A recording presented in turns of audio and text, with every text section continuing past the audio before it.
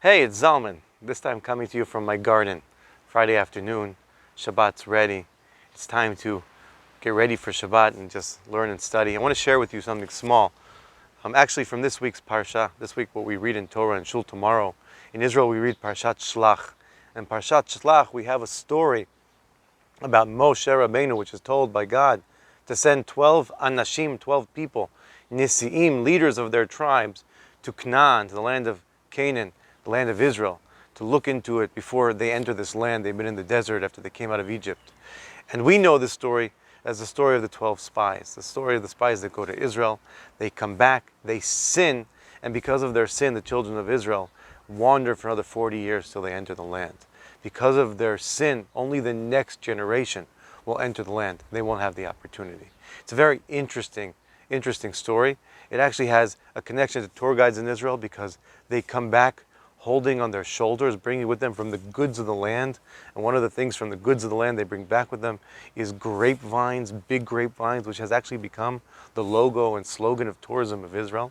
But if I look deeper into this story itself, when we start asking what was the sin, what was the purpose of sending them, was it a military purpose? Did they come to give military answers? And if they did, they answered the military questions that they had to bring and the intelligent questions they had to bring. So what was their sin? And the Ramban and other commentaries get into that.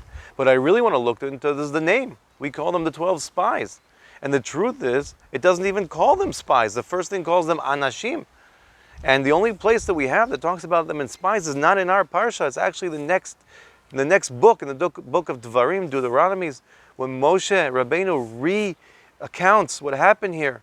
He calls them one time miraglim, which is a word that is used in the Tanakh for spies, in the sense of spies. But actually the word that is used here in our parsha, the word that's used not only for them and to describe who they are, but also to describe what they need to do, is the word latur. And what does latur actually mean, if it doesn't mean spies? If we add to that, in the Tanakh, there are words that we call them special words. Maybe because it's only once or twice in the whole Tanakh, and then you have to figure out what that word actually means. Or there are words that we call leading words, because in this story, like in this story, we have them many times.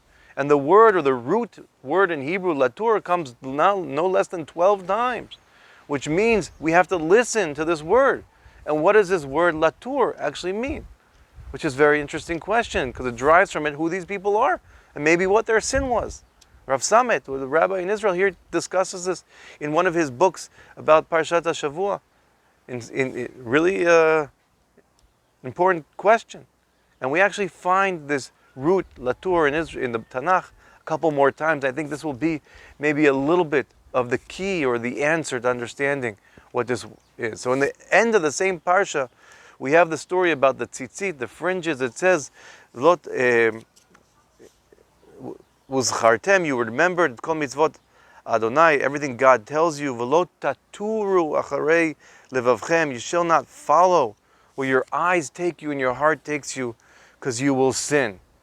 And this is hinting back to these spies or meraglim, that they followed their eyes in the wrong way and their hearts in the wrong way, and they sinned. I think there's a hint there between the beginning and the end of the parsha. But lo taturu is that your eyes will take you, you're going to follow your eyes and your heart. What does this mean? Later on in Dvarim, Deuteronomy, it talks to us about how in the desert God went in front of the children of Israel, and it says, "Haolech lifnechem," who goes before you on the journeys, lifnechem baderech latur, and the translation is to scout the places where you are to encamp.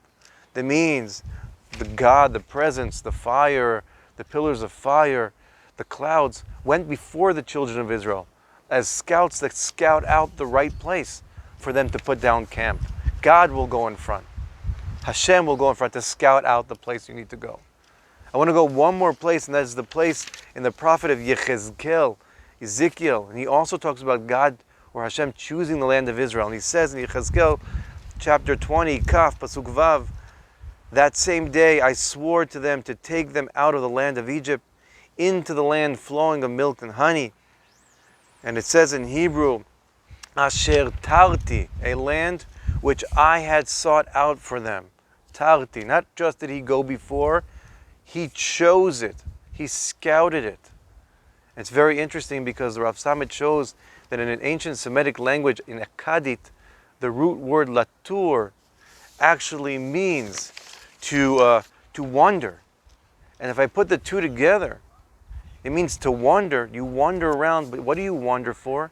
You wander to choose. God chose the land for us. What did He send these 12 people to?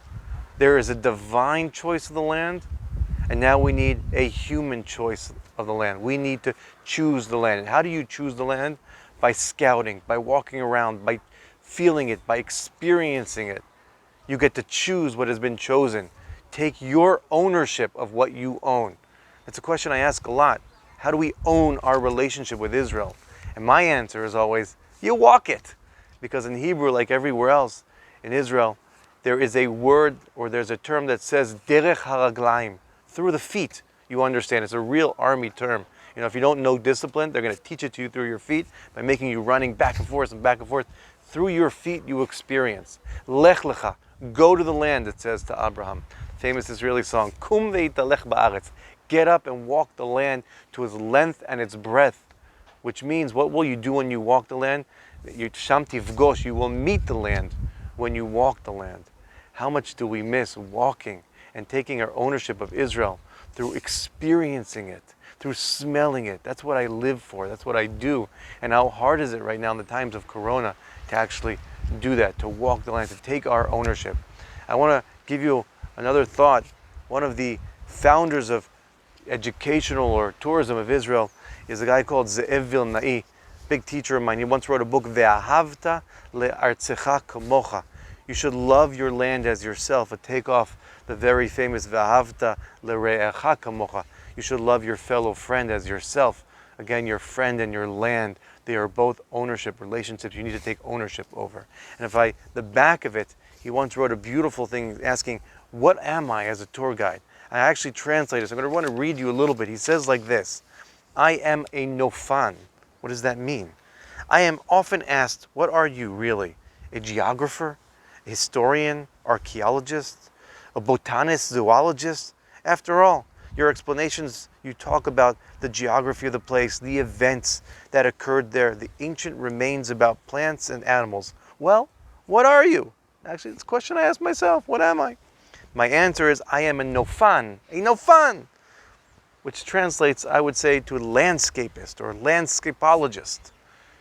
Nofan is a name I invented for myself from the word nof, landscape, to indicate a person who is involved in describing the landscape and its changes. And all my life, I have been dealing with the landscapes of this country. In my words to the hikers and the scouts, I try to explain to them the scenery that unfolds as they walk along the country's path. And I'm jumping. I am an Nofan from the dawn of my youth.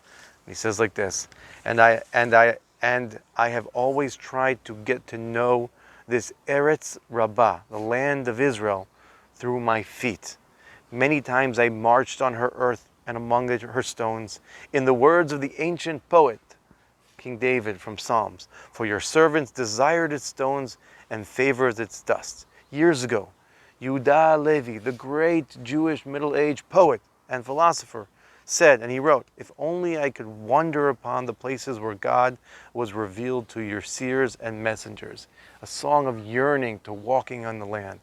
And I had the privilege, says Ze'ev Vilnai, I have the privilege of wandering these places and have felt the Shekhinah, divine presence, dwelling among them. Walking the land, taking ownership through smelling, through experiencing, through knowing, through meeting, through talking, through listening, is taking ownership of our relationship with Israel. And in this times, it has been such a challenge for everyone to get out in any experience, in any relationship, nevertheless, the relationship with the land of Israel and the people of Israel. And I'm sure we can do other ways. We don't have to only walk this way. Yes, I am yearning for the day that people will be getting on planes and coming back and hiking with me and having coffee here in my garden. But we can also continue this relationship in all different ways, like this video that I'm learning to do. So, until the next time, another place in Israel, may we choose the land out of knowing it, out of owning our ownership, taking that responsibility with us. and come back soon so we can experience this wonderful place. It's Zalman from Nofei Prat. Hope to see you back in Israel.